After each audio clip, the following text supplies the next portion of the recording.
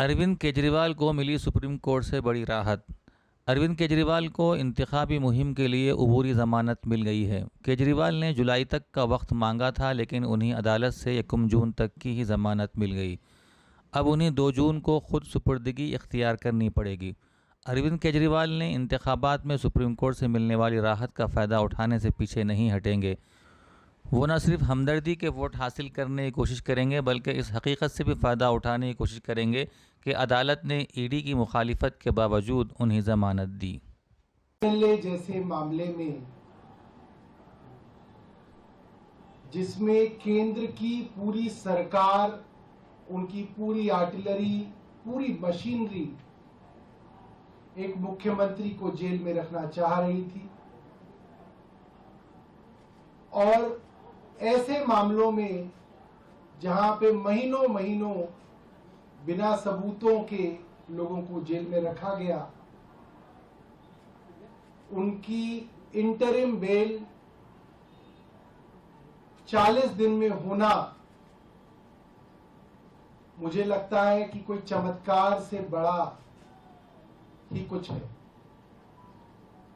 और ये supreme court के माध्यम से मेरा मानना है ऊपर वाले का एक इशारा है, ऊपर ईश्वर का इशारा है कि जो भारत में चल रहा है उसमें बदलाव आना जरूरी है।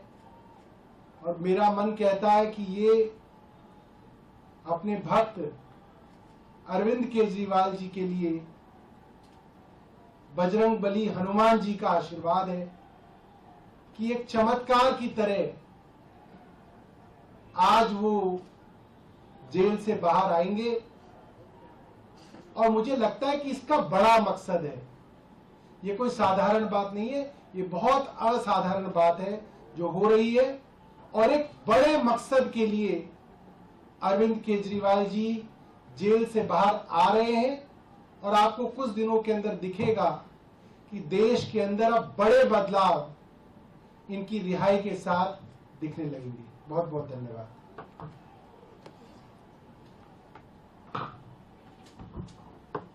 देखिए, ये सत्य की विजय है, ये इस देश के लोकतंत्र की विजय है, ये इस देश के संविधान की विजय है।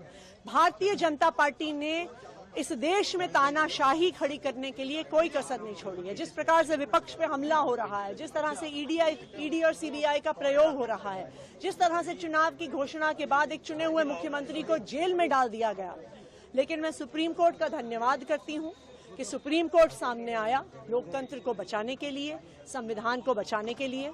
और जब जब इस देश में लोकतंत्र और संविधान खतरे में रहा है, सुप्रीम कोर्ट सामने आया है। और एक बार फिर से सुप्रीम कोर्ट ने लोकतंत्र को बचाने के लिए जो फैसला लिया है, उसके लिए मैं सुप्रीम कोर्ट का धन्यवाद करती हूं। अरविंद केजरीवाल को कार्यकर्ता भी सुनना चाहते हैं, कब संबोधन होगा? अरविंद केजरीवाल जी आज शाम को तिहाड़ से बाहर आएंगे, और मुझे भरोसा है कि वो दिल्ली के लोगों को और देश के लोगों को जरूर संबोधित करेंगे। अब ये थीम बदल जाएगी जेल का जवाब बॉक्स से? देखिए, थीम इस चुनाव की एक ही है, लोकतंत्र को बचाने के लिए, संविधान को बचाने के लिए। और मुझे लगता है आज का फैसला ऊपर वाले का भी एक इशारा है कि शायद अब चीजें बदल रही हैं। जो इस देश के लोकतंत्र पर हमला हो रहा था, जो संविधान पर हमला हो रहा था, उसको बदलने का समय आ गया है।